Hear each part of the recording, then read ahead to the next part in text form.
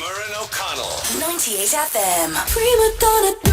Marina Diamandis of Marina and the Diamonds, thank you so much for joining me. And I have to start. I know it was a couple of weeks ago, but you were at the Brits. Did you absolutely piss yourself when you saw Madonna fall, or were you so embarrassed you had to hide behind a wine glass? No, okay, so the weird thing was that for people who were there, we didn't realise that it happened. I saw it happen, but I thought it was like part of a dance move, and I was like, oh my god, did you see that fake fall? That was amazing! Because obviously the matadors like ran down after her.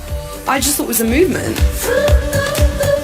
Froot, this is your third album. Now the title of the album, it's spelled with a double O. Is that a comment on the state of people's spelling, or did you just like the look of it? Do you know what?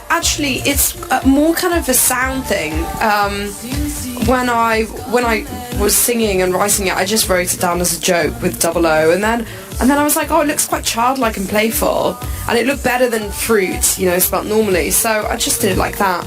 Now this new record, Froot, it's quite different from Electra Heart. You were blonde then and quite poppy. Was that a conscious decision? Yeah, definitely. Like Electra Heart was very simple in that it was a contemporary pop album, but it was very complex and conceptual in terms of what I was trying to express. And I think after that, I just wanted to simplify things and also just write the record on my own and co-produce it just with one guy. So Electra Heart was very electro-pop, and Froot it's a bit more human, if that makes sense. I hate saying like it sounds live, because it actually doesn't, and it's like a meticulously produced album, but like 70% of the album is live. It's like a live drummer. Jason Cooper from The Cure did all of the drums.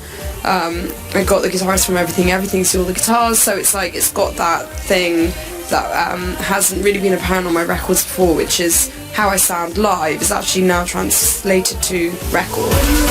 Do you think there's been a change over the past 2 years in pop music, in that maybe it's getting a little bit more recognition? Yeah, well, I think women are allowed to, or are existing in a different space now. So you have people like Lord, Charlie XCX, who are really good for pop music because they are showing variety in what it is to be female. So you don't have to be like Katy Perry, and I don't say that in a bad way. It's just you can't all be Katy Perry's or Lady Gaga's. You have to have some kind of variation so that girls who are more like I don't know, like me or Lord will feel better because they see someone like themselves in that cultural landscape. So it's important, and it's been a very healthy time, I think, for pop. And you mentioned your pop doppelganger there in Charlie XCX. Yeah, she's my little doppelganger. Now this album is quite confessional. Do you think that's what's expected of artists now, or did you just need to put what you were going through into words, and it just so happened that, hey, it was your life? I don't think, you know what I think?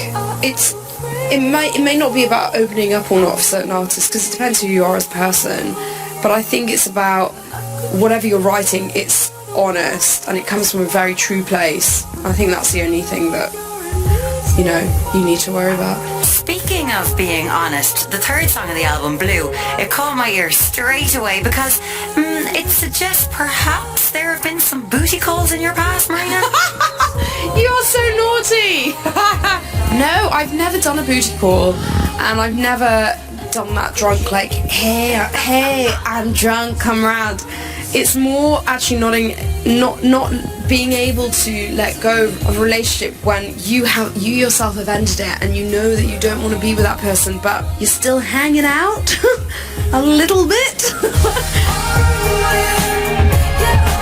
On your latest single, I'm a Ruin, you talk about doing things I shouldn't do. Like what? Are we talking about marathoning 30 Rock until 6 in the morning whilst eating toast, or something a little bit more emotionally ambivalent? Shut up, you're so naughty. No, I think like I was a bit worried actually when that song came out, because I thought it sounds like I'm potentially having have cheated on someone. I think that's what that says, but it's not, and I never have done that. It's more actually that lyric was connected to the fact that I was thinking things that I shouldn't when I was with somebody, i.e. even things like writing a song about them made me feel so guilty. You know, you're like, because you're in a completely different place mentally to them, and they don't know that. You know, so another horrific relatable thing about our relationships. So is there a certain person out there that knows that this is about them? Oh yeah. There's only one person.